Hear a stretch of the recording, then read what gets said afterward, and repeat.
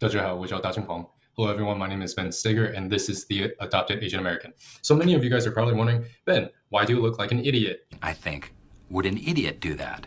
And if they would, I do not do that. You have one sleeve rolled up. And that is a great question. A question that my bosses at the gym always ask me all the time.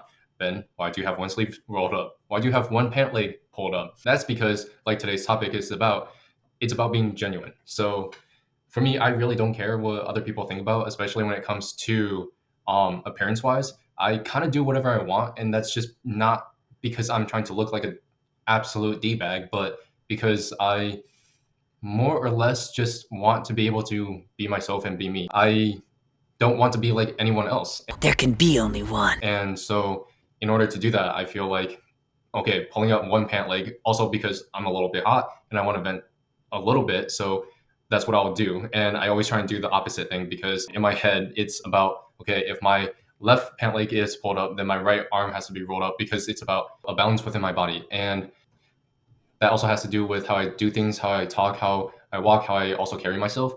And the things that I talk about are always very honest and genuine things, but genuine and being vulnerable are two different things that shouldn't be exactly conflated. It's like how all squares are rectangles, but not all rectangles are squares.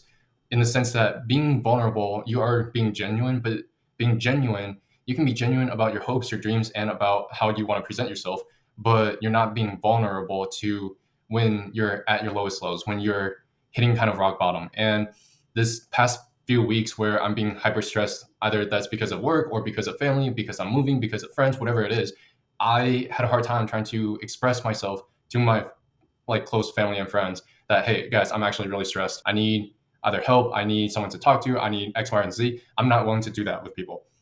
And part of it is because I don't want to put that on their plate. It's not something that they have to worry about, and I don't want to be a burden to them. But part of it is also because I have a hard time being vulnerable. I want people to see me in this specific set of ways that I think is not practical because not everyone is perfect. And I guess I want people to see me as being perfect, but not really. I want people to see me as being reliable.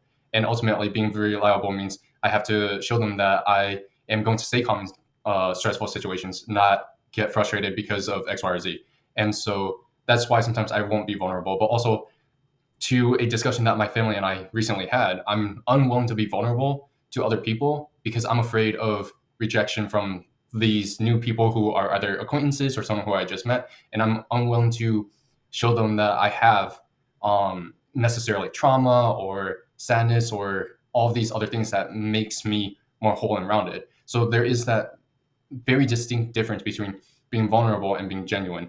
And I want people to know that you can absolutely be vulnerable and you have to choose I am the chosen one. who you want to be vulnerable with because some people are going to be like, dude, why are you telling me this? I'm not your therapist. And some people are going to actually really care and show you how much they care by being a listening ear, by doing X, Y, or Z. And I'm going to be that person for you guys. I want people to be genuine and vulnerable with me because I'm trying to be able to create this community for everyone else.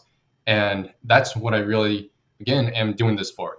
So I hope you guys understand the difference between vulnerability and being genuine.